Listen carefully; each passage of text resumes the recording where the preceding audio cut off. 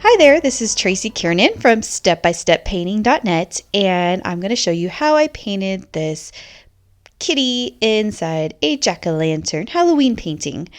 I'm actually going to do this on a sheet of canvas paper. This is the Art Alternatives brand of canvas paper. It's actually not paper, it's cotton canvas, so it's the actual canvas fabric already gessoed, and it's in this canvas pad. So I get a lot of requests about alternatives to the stretched canvases, especially if you do a lot of paintings, something that's easily stored and you can frame them, and just more compact than the big canvases. So I was going to try that out with this painting. And since it was a 12 by 16, I actually cut it to an 11 by 14 size because this design is on an 11 by 14 size. And what you see me doing here is taping it down with some painter's tape. So when I work on these sheets, I actually like to sort of frame my painting. So I'm applying this tape so that there's just a little bit overhanging the canvas. I'd say maybe less than 1/8 of an inch overhang. And when you're done with the painting, you'll pull it off and you'll see this nice little frame around the edges. So it gives it kind of that finished look. And also, since we're working on paper, it kind of makes it easier, so when you paint off the edges, you can go right on the painter's tape and know that you can just pull it off later. I do have a traceable for this tutorial that is on my website, and I will link it. If you're watching this on YouTube, I'll link it in the description. If you're seeing it on the website, there'll be a link to the traceable that you can download. But I am actually going to step by step draw this right now. And so I'm going to start at the bottom just using a basic pencil. I'm going to draw this hill at the bottom, and the hill is about 2 fingers up from the bottom of the canvas on both sides, and it's about 4 fingers widths high. Then I'm going to make a mark at a little bit higher than the halfway point. That's going to be the top part of the pumpkin, as high as it gets. And then I'm going to make a mark about 2 fingers from the bottom, and that's going to be where the base of the pumpkin is. When I draw pumpkins, I like to do them one bump at a time. So I'm going to draw an oval from that bottom line to that sort of middle line that we made. And then I'm going to draw each bump a curved line going outwards. So I did 1 bump on each side, and then I did 2 more bumps on each side.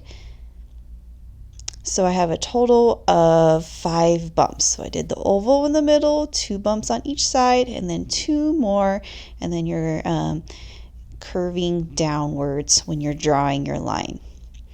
So to draw the cat, there's a cat inside of our pumpkin.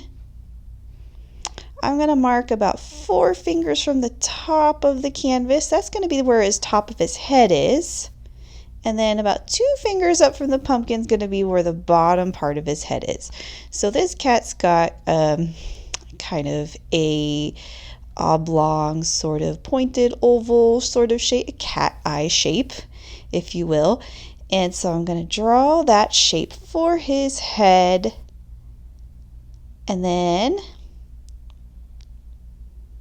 I'm going to kind of go over my lines a little bit because it's kind of a tricky shape. So if it's kind of a tricky shape, I'll lightly sketch it out, and then I'll make it darker once I feel like I have more confidence in that shape that I'm trying to draw. So if you're using the traceable, go ahead and fast forward this video a little bit further so you can move along this painting. If you're drawing with me, feel free to pause while you try to catch up because I'm drawing a little bit fast here. Then I'm going to do 2 diagonal lines where the sides of his legs are, and then I'll do his paws. So he only has 3 toes, and they're overlapping that pumpkin. So 3 toes on each side, overlapping the pumpkin, and there's sort of a little diagonal line in the middle for his legs. And not much more detail on this cat. So we're going to do his ear, and his ear is kind of curved. It goes to the point, and the inner part of the ear. And this pumpkin, this cat, we don't see his other ear because the top part of the pumpkin is actually on the top of his head, kind of hanging out on the side. So again, kind of like you're drawing another pumpkin again, only this is the top of the pumpkin. So you start in the middle with the middle bump, and then you do 2 more bumps on the side and 1 more. So a total of 5 bumps. And you can kind of just let it overlap his head a little bit and kind of sketch it out until you're more confident with your shape. And then I did the stem, so the base of the stem kind of starts out lower, and then it kind of curves, and then you can make your stem look a little bit more 3D by doing a circle at the top. Then I'm going to use a compass to draw my moon. So I have my rigged compass here. It's my pencil, and I taped it on there because it was a very cheap compass, and the only way to get my pencil to stay in there was to tape it. So I did that. I like to rig a lot of things. So we want this moon. I think I set it at the number 4 mark on this compass. I can't tell you exactly what the measurements are of this diameter of the circle, but you can look at the placement, and it takes up the majority of that sky, and it goes around that cat. You can also get like a paper plate or any circle, a lid, any kind of circle to trace it. And I'm actually going to erase this and redo it because I want it to be more centered. It was a little bit more to the right than I liked, so I just erased it real quick and redid it so that it was more towards the left. Then I'm going to go ahead and draw the facial features in. You don't have to do this, especially since we're going to be coloring that cat, painting the cat black. But if it helps you to kind of get an idea of the face and you want to have the eyes drawn in, you can do that. So I did the nose and the mouth, and then the eyes are oval cat eye shaped. And then I did the center part of the eye as well. So there's our cat drawing. I'm not going to draw the pumpkin face in because that part is going to come after we paint the pumpkin in. But for now, we are going to go ahead and start the painting. If you're doing this as a paint party or with your kid, or if you just like to do it this way, you can outline your drawing or your traceable drawing with a Sharpie so that your lines will be nice and bold and you'll be able to see everything, and Sharpie can be painted over. I am going to do the non-Sharpie method. I'm just going to leave the pencil. And we're going to start. So I'm going to load my palette with 2 colors, Dioxazine Purple and Titanium White. And I'm going to use my 3/4 inch flat brush. We are going to paint the sky all around the moon and everything first. So here's my 3/4 flat brush. I'm going to load it into the water first and pat it dry. So our brush is not dry to begin with. So have a paper towel or a rag nearby to pat it dry. I'm going to load my paint. So there's water on my bristles. I'm just going to kind of flip-flop my brush a little bit into the paint so that that little bit of water on the bristles kind of gets the paint to flow a little bit better to start off with. We're going to start at the bottom, and we're going to paint around our pumpkin. So we're going to contour that stroke around and around the hill. And so kind of the technique in the sky is we have the moon glowing, and we're going to do some blending here in a little bit so that the brightest part is around the moon, and our strokes are going to kind of go curved around the moon. But right here, it's kind of hard to make it look like it's curving around the moon. We just want to focus on filling this area in with the dark purple. So that's all I'm doing right here. Then when we get a little higher and around the moon, we want to have our strokes kind of curve outwards in a circular direction so that they go around the moon. So I add just a teeny bit of water in there just to get this paint to flow a little bit better, but I'm going to show you. So it's got to curve around the moon. And so our corners right here are going to be that dark purple. Dioxazine purple is such a dark color, but when you add white into it, it makes a really pretty color. So we're going to get, we're not going to paint the dark purple all the way to the moon. We're going to leave about an inch gap between the moon and the dark purple, because then we're going to blend in some light purple. So I'm just going to make sure that this is all filled in, leaving an inch gap. Then I'm going to load my brush in some titanium white and kind of drag it out on the palette and add it to my painting. This is called wet on wet blending because the white, I'll move my hand here, I'll promise. There we go. The white is going to blend in gently with that purple. So we want our moon to be brightest, not the moon. We want the sky to be brightest, closest to the moon. We want it to kind of fade away to that darker purple color. There's not much space here to work with the blending. A lot of, when I do this technique, I usually have a huge sky to work with, but this is just a smaller area because that moon is taking up the majority of the painting. But just gently blend that white in. I'm only adding a teeny bit of white to my brush. If you add a big chunk of white to your brush, it'll take over very fast. So you only need a teeny bit of white right there on the tip, and that'll help it to blend. And what also might be helpful is if you want to work on your palette and just mix the purple and white together to make sort of a light purple, that can help you blend it a little better if you just mix the light purple on your palette, and then you can mix a lighter color for the color that's closest to the moon.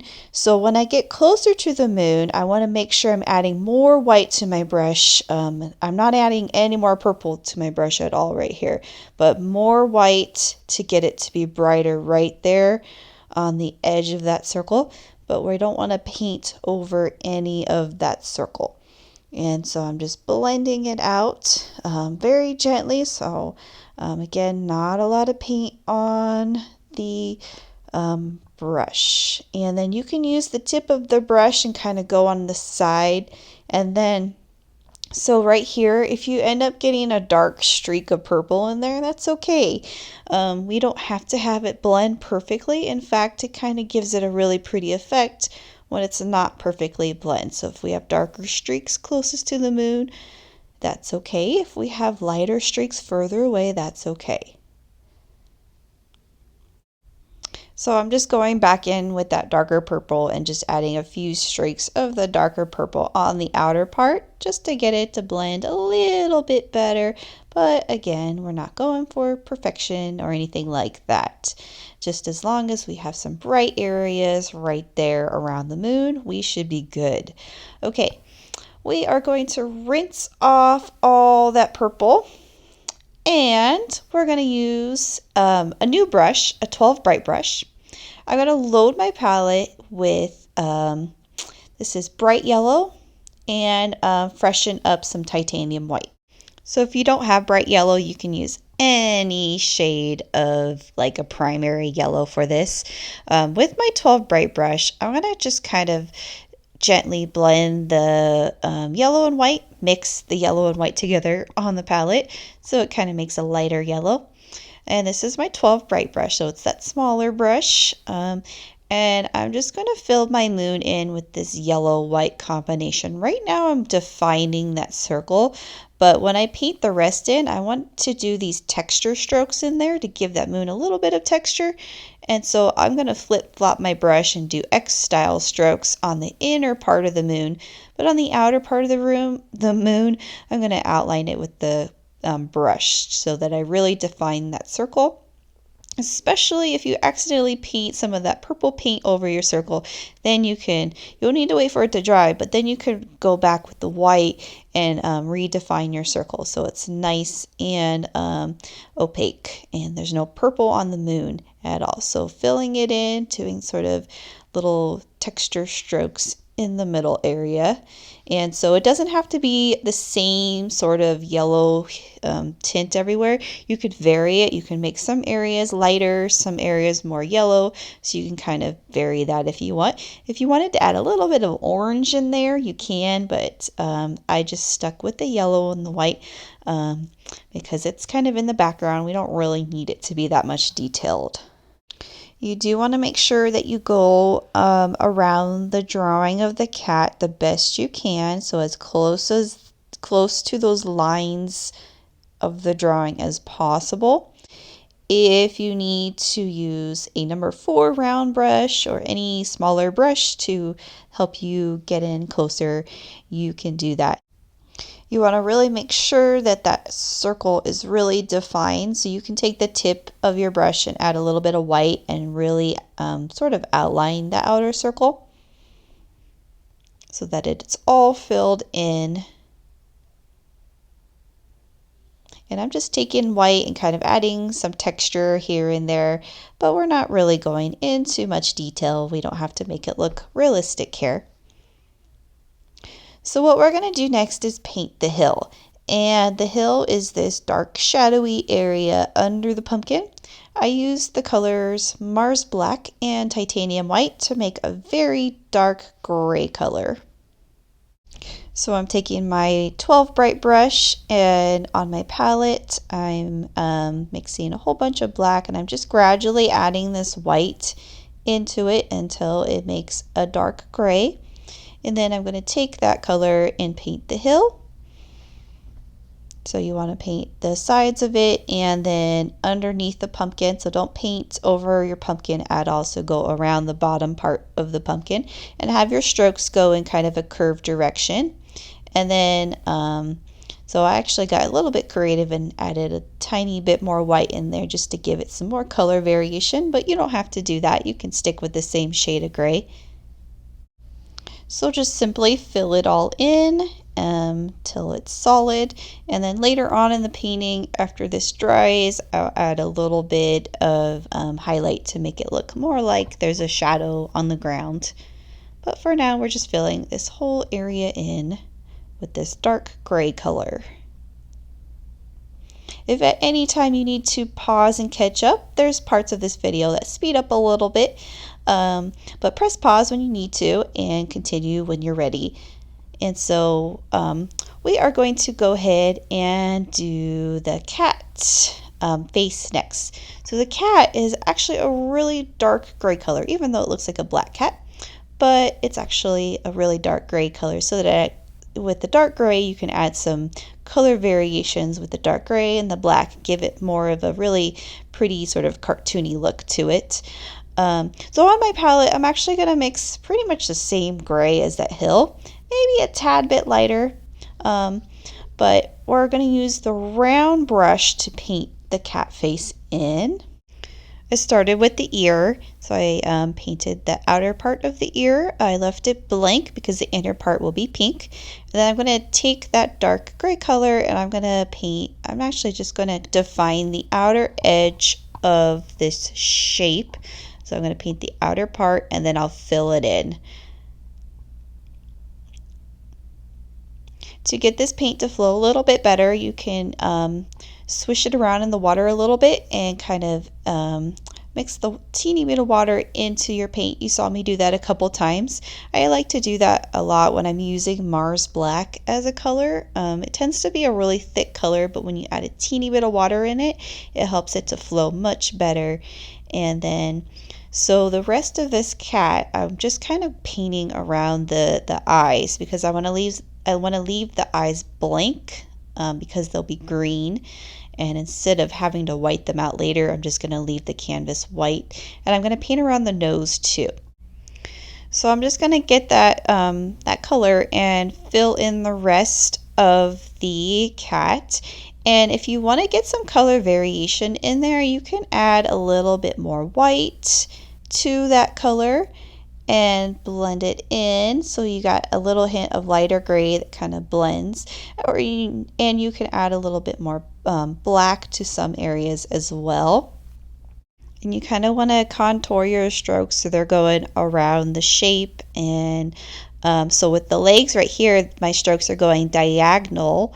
And then, so we have this part is going to be more black on my palette there.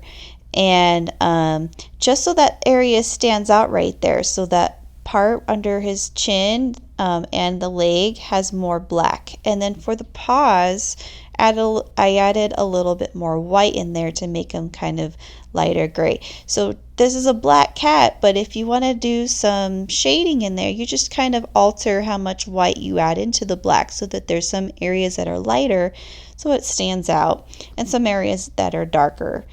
And then, so that's the base of my cat. It's not really, I can't do very many more details to that because that paint is wet. So I'm going to move on to the nose. I'm going to be brave here. Ideally, you probably want to wait for that to dry, but I'm going to go ahead and do that. So this is medium magenta for the nose. And I'm just going to use my round brush and go ahead and paint that in. Actually, also the inner part of the ear as well is the medium magenta. Just be really careful not to drag any of that black in there. If you need to use a hairdryer to dry your painting really quick, that would be something you can do, so you don't have to worry about that black in there, because the black and peak will make it look kind of muddy if it blended in there. So the nose,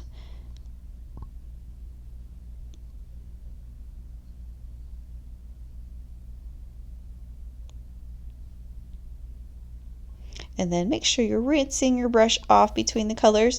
For the eyes, I did Brilliant Yellow Green. So I'm just going to fill the shape in of the eyes for now, and we'll do the darker part on the inside of the eyes later.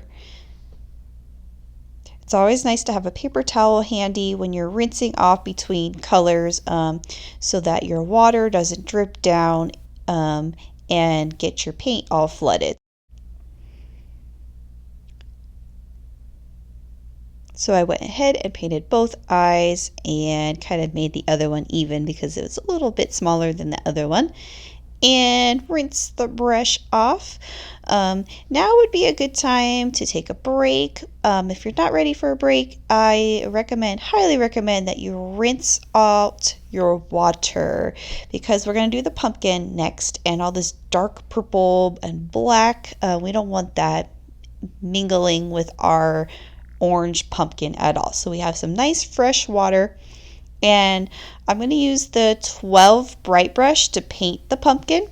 And right now we're only going to use two colors for our pumpkin, so orange and white. This is Cad Orange Hue and Titanium White. I'm going to load my 12 bright brush in the water, pat it dry, make sure the water is not going to drip down. I'm going to load it in the orange, and I'm going to grab some white with the corner of my brush. So right there, I just grabbed some white on the corner, and I'm going to paint these pumpkin bumps one at a time, stroking downwards. So I'm going to start at the top on the far right bump, and I'm going to stroke downwards, and this bump is curved to the right. So when you paint, use the full width of the brush and curve it, and your orange is going to slightly blend with that white to create a two-toned look.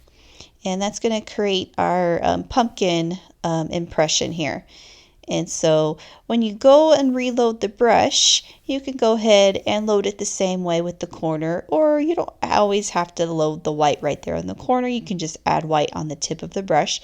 But the point is that the orange and the white are blending together, but not all the way. So if they blend it all the way, you'll just get a light orange bump. But that's okay, because we want to have each of the bumps kind of be a different variation of orange and white so that they would stand out from each other. So I kind of intended on this bump to be lighter on the right and a little darker on the left, so you can kind of see what happened there. And then we're going to do the next bump, and we're going to kind of paint in the same formation with the white and the orange double loaded. And we're going to stroke in the direction that the pumpkin is going in, so it's still in a curved direction. Go ahead and grab your round brush if you need to, especially in the area right under the kitty's paws, so that it goes around the that area. And it may look like your pumpkin is just the solid color, and that's okay, because we are going to go in and add a little bit of more texture into it to make it look more like pumpkin. But for now, we're just kind of filling it in. For this bump right here, I actually grabbed a bigger chunk of white in there.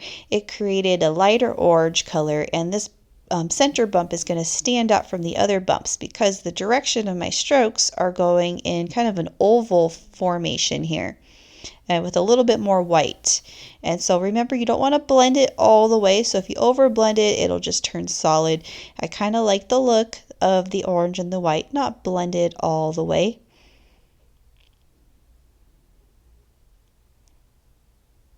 So that little bit of extra white right there in the middle kind of creates that effect that that bump right there is in the middle and it's popping out.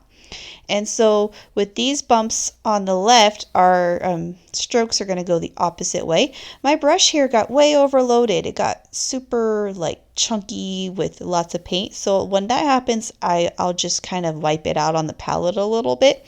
I like to do that versus rinsing it off all the way, because then we have water to deal with and you have to dry your brush again.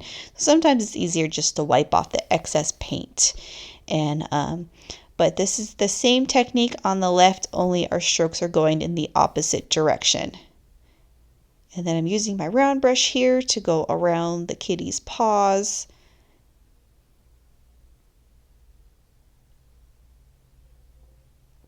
And this bump over here on the left, maybe I'll add a little bit more white to get it to stand out a little bit better.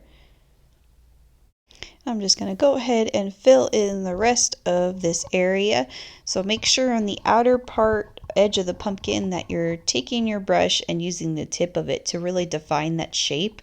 If you need to use the round brush to paint the outer edge of the pumpkin, you can do that if you feel more comfortable doing that with the round brush. But make sure that there's no white left of the canvas, so that there should be orange and then it goes directly to purple with no white canvas still showing through in between those two objects. And I'm just taking my round brush and doing a few touch-ups, a few streaks of orange in there. And then you want to just repeat that same technique to the top piece of the pumpkin that's on the kitty's head. So I'm just rinsing my brushes out so I can start over with this. Yes, technically you didn't have to rinse the brushes, but I'm going to use the round brush for this just because it's a smaller area, but kind of the same thing. So load it in the orange. Grab a little bit of white on the tip, so that's double loading, and so your orange and white will sort of blend together. I'm going to start with the middle bump this time, and then pretty much the same technique, only we're using the round brush this time. So with each of these pumpkin bumps, you want to kind of vary the amount of white or orange so that they stand out from each other. So the middle one, I actually did more of a pure orange, but then I added a little bit more white to the bumps on the left and the right, and then maybe the ones on the far left and far right have a little bit more orange.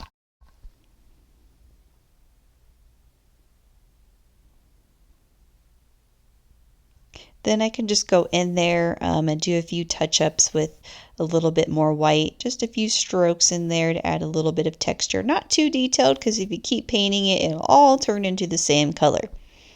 Okay, I'm going to show you how to do a little bit of shadowing with the pumpkin, and we're actually going to mix black with orange. I usually do this with brown, but since we have black on our palette already, we're going to do this with black.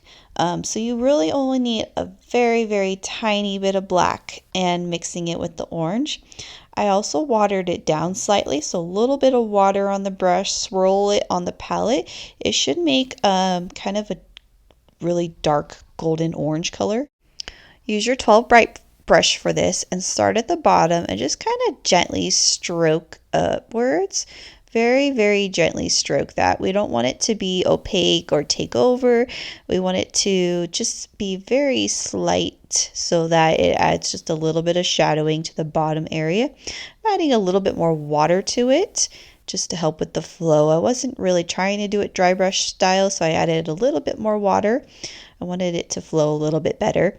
But it's very thin right now, so we can see through it. And just very, very lightly brush it. It should not be solid all the way. It should not be opaque. It should just kind of lightly brush over that area. Using the full width of the brush, kind of putting more pressure on it on the bottom, but releasing the pressure as I stroke upwards. And making sure when you're stroking upwards, it's going in that curved direction. So that dark little color that we made also adds a little bit of pumpkin texture. Then we can take it, and I'm not going to paint all the lines between the bumps, but I did do a few using the tip of my brush, a few of the bump lines. If you wanted to paint all the lines between each of the bumps, you can use that color for this, or you can even get your round brush and paint those lines with it. But I decided not to do that just because there's a jack-o'-lantern face on this, and so I didn't want to get too detailed with this pumpkin. So you can also do the same thing to the pumpkin at the top piece of the pumpkin. So a little bit of brown shadowing at the base of it, and then just kind of stroking up. If you needed to use your round brush for that, you can do that as well. Just a few dark strokes in there gives it a little bit more color to look at. Then I am going to rinse my brush. I'm going to do some more shadowing underneath the pumpkin. I'm done with the pumpkin itself, but I'm going to take this Mars Black, just the black, and underneath the pumpkin on the hill, I'm going to add some more darker area down there, doing these sort of X-style strokes. Just in that area, imagine that moon is casting a shadow right there below it. And then I'm going to go in and do some more detailed work on the cat next. So I'm going to freshen up some Mars Black on my palette, and I'm going to use my number 4 round brush for this. Dip your brush in the water, kind of tap it dry, and pinch it so that the water is not going to drip all the way down. Load it in the black. So we're doing some outlining, and that's why I'm kind of describing it this way. When you load the brush, kind of twist the brush, it gets the paint right there on the tip of the bristles. I'm going to go ahead and define his legs and outline his paws. Not all the way, but just a few loosely outlined.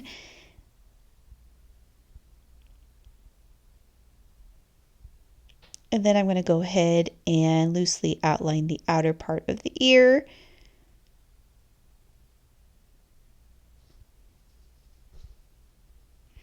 And the eyes, so just be really careful during this step, outlining the eyes, but not making that outline too thick. And then you can, if your green is dry, you can go ahead and paint the middle part of the eyes.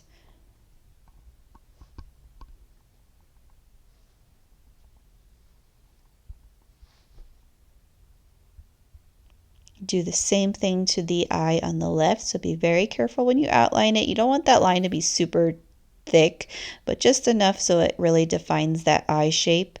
And then you can go in and paint the inner part of the eye of that one as well. Then I took this black and added a little bit more shadow right there under the pumpkin. So just a few little short strokes in there. If you need to go back with the gray like I did, kind of blend it back, you can. But that just gives him a little bit more shadow down there. So you can see the fun little color variations we have in the cat just by using the black with a little bit of white. And then I did his mouth first with the black, but I ended up going back over it later with white. So if you like that look with the black, you can keep it that way, but I did white later. Then I did the pumpkin stem, and so this is burnt umber with the number 4 round brush, and we're going to go ahead and paint that in with the brown, so that whole sort of shape area, remember the top part of the stem dips below, so it's not resting directly on top of the pumpkin. And then you can actually create some texture in there, so mix a little bit of light brown on your palette, take that light brown and add a few strokes in there. You can even get some more white, a few strokes in there, and then paint the top circle part of the stem as well. So we're going to do some outline work next with a number 0 round brush. I'm going to rinse this brush and set it to the side and get some more titanium white on my palette because we're going to do some white outlining work, white detail work. This is a number 0 round brush, so it's a lot smaller than that other one. And I'm going to take it and I'm going to kind of highlight a few areas, starting with the inner part of his ear. And if the eyes are dry, you can take your, do the dots, but I'm going to quickly do the whiskers here. So with the whiskers, quick fast strokes. So 1, 2, 3 with the quick stroke, using the tip of the brush to get that thin stroke in there. If you have a white paint pen, that would be perfect for these steps. My white paint pen was all dried out, so I didn't use that, but it would have been nice. And then for the inner part of the eyes, I actually did 2 white dots on the inside. And then I did some white outline work on the kitty's paws, and then a little bit of a highlight on his nose. So we have light that's kind of coming in all direction. We have it from the moon, and then it's a jack-o'-lantern, so the light would be kind of going from the bottom up. So there'd be a little bit of glow in that area on the bottom of his paws and maybe on his legs. But we don't need to think too hard about shadowing or anything. This is just fun. And then did a teeny bit of kind of fur texture on the left and right of his face. Totally optional, but I decided to do that really quick with that zero brush and the gray. So I added a few strokes on the left and the right. And then I did the mouth with that zero round brush and the white. So I went over that line again. And then, so what we're going to do next, if your pumpkin is dry, we can do the face. And I drew the face in with a white chalk pencil. If you don't have a white chalk pencil, you can use regular chalk, or you can use a regular drawing pencil. If you use my traceable, most likely that face is still showing through, especially if you outlined it with Sharpie, then that face will definitely still be showing through. But I'm going to go ahead and draw my face in. So remember, it's a curved pumpkin, so our eyes would be kind of going curved as well. But if you don't want to do it that way, you can always make it much more simpler. You can just do a regular triangle. And then my nose, I decided to do curved. And then I did the mouth, kind of a wavy sort of mouth. And then I did the teeth in there as well. So these white chalk pencils are super nice to do on canvas paintings, especially if you're drawing something that's already been painted on. So the white will show up over the paint. It's water soluble. So when I do, if I needed to erase, it's got an eraser on the back of it, but it will also erase with a wet paintbrush as well. So these are super nice. I've found them very useful for a lot of paintings I've been doing recently. I do use the big chalk, but I find with the big chalk, it's because it's such a thick piece of chalk, it gets messy, especially if you're doing a lot of drawing. You get a lot of chalk residue, and then when you try to erase it with a paintbrush, when it dries, you still see kind of the chalk residue. With this thinner pencil, I find it doesn't really do that. So this is I think it's the General Pencil brand, but they have them on Michaels and Amazon. So I'm erasing my eye and trying to get it right so you can see how you can easily erase your drawing. I think I wanted my eyes to both go in the same direction and not really be cross-eyed, so I was testing out different ways. But I think so what I did was I did the drawing so he looks cross-eyed, but when I painted it in, I ended up changing it so it wasn't cross-eyed. When you are done drawing your pumpkin face in, we're going to paint it in. If you want it to be a glowing pumpkin face, I recommend doing yellow, but mixing white with yellow to make it nice and opaque. So if we just did yellow, it may not cover the orange all the way, and it would get frustrating because you may have to do like 3 coats and it's not covering anything. But when you add titanium white to yellow, it'll be nice and opaque, and we don't have to worry about doing multiple coats because it will cover that orange. If you want, you can do a black. The shape's black, so it doesn't have to be glowing. You can do it that way. It would create some really pretty contrast if you did it black. But I did the glowing pumpkin. Add a little bit of water in there to get it to flow a little bit better. But basically, pretty simple. Just fill in all of your shapes with that same color. This step takes quite a bit of time. I'm actually going to go silent here for a bit while I do this.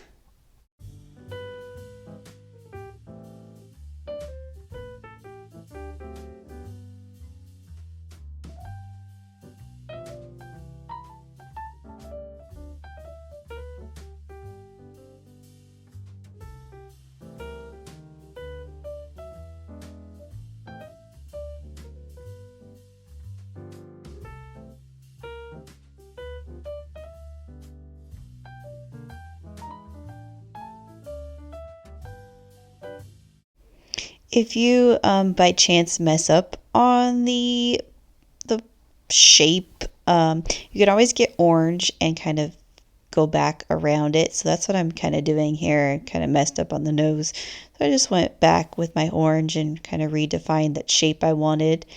And then I wanted to change the direction of his eye as well, so it wasn't looking like he was cross-eyed. So I went in and made that triangle solid, and then I went back and did the orange over here on the right. So that's what happened there.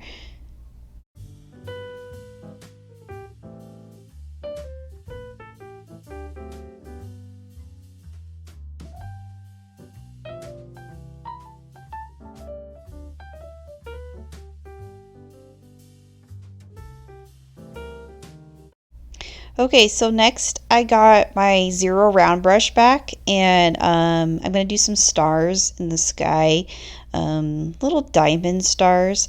So it's kind of hard to do with this brush. A paint pen would have been really helpful, but I didn't have my white paint pen at the time.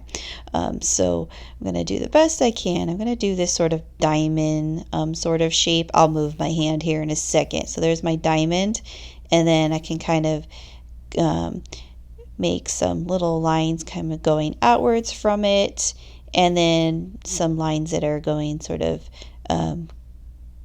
like an X in the middle. And so I'm going to repeat that and make a few of them that style, kind of in clusters.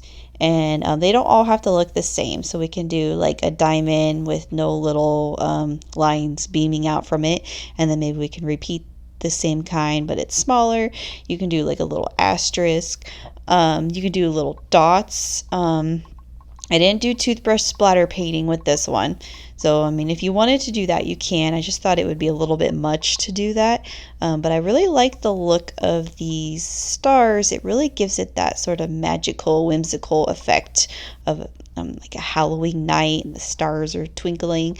So it kind of gives a little bit more interest right there in the sky. So I did a whole bunch of them in clusters, kind of all around the sky.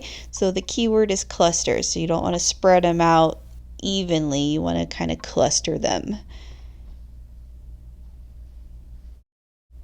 To really get that paint right there on the tip, kind of twist your brush when you're loading it. You can even add a teeny bit of water to it. It kind of helps to get the paint to flow, especially if your white is kind of chunky. But twisting your brush is really helpful when you're loading it.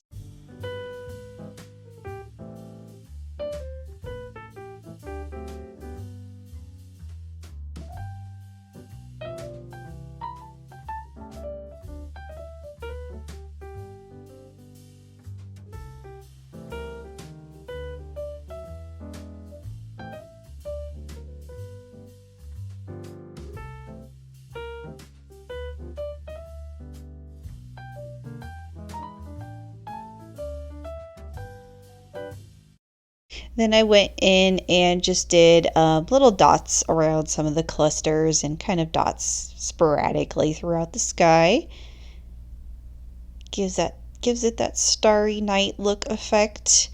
And then, so what we're going to do next is, if your pumpkin is dry, we're going to take the black and we're going to outline it. So I'm using the zero round brush for this.